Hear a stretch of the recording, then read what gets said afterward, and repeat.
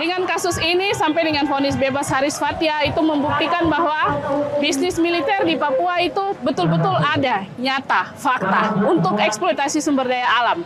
Supaya publik Indonesia itu belajar untuk kasus Papua, jangan dapat berita sedikit-sedikit saja. Jadi mereka harus tahu bahwa dropping militer yang sangat besar ke Papua itu dalam rangka kepentingan ekonomi bisnis. Dan sidang ini membuktikannya, dan itu membawa kebaikan, itu membawa bukti bahwa apa yang orang Papua bicara itu terbukti pada sidang ini. Begitu, Kak. Jadi proses persidangan ini sebenarnya menjadi pelajaran yang sangat penting bagi kita orang di Papua. Karena yang kita saksikan tiap hari di kampung-kampung adalah ada militer yang datang, kemudian ada kontak senjata antara militer dengan orang atau organisasi yang juga pegang senjata TPNPB, kemudian ada orang-orang yang harus keluar dari kampungnya, tapi ada proses tambang yang berjalan tanpa orang Papua pemilik tempat itu betul-betul sadar apa yang sedang terjadi di wilayahnya, bahwa ada dropping pasukan yang sangat besar itu sebenarnya untuk mengamankan areal pertambangan. Itu kita sama sekali tidak mengerti, kita tidak tahu, kita hanya tahu bahwa oh ini karena dinilai tidak aman makanya pemerintah Indonesia kirim militer banyak-banyak ke sini.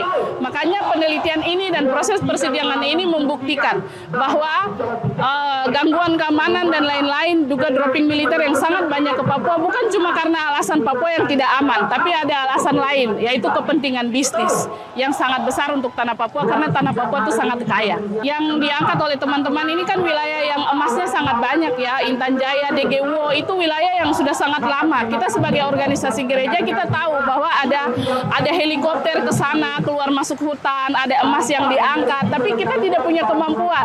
Bagaimana cara melawan ini, melawan sistem yang mencuri emas, legal maupun tidak legal, itu kita tidak punya kemampuan sampai ke situ, di Sungai DGWO dan sekitarnya.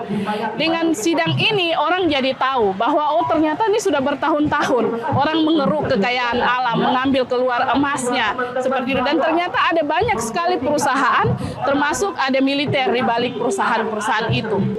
Yeremia, almarhum Yeremia, ya saya yakin dia lagi bersyukur di sana karena hari ini terbukti bahwa yang dia bilang bahwa ini militer di sini untuk kepentingan apa, kita tidak punya ini untuk kepentingan mengamankan, itu terbukti dalam proses hari ini. Dan karena wilayahnya yang kaya akan emas lah membuat keluarganya menjadi korban, keponakannya diculik dan dia sendiri mati dibunuh.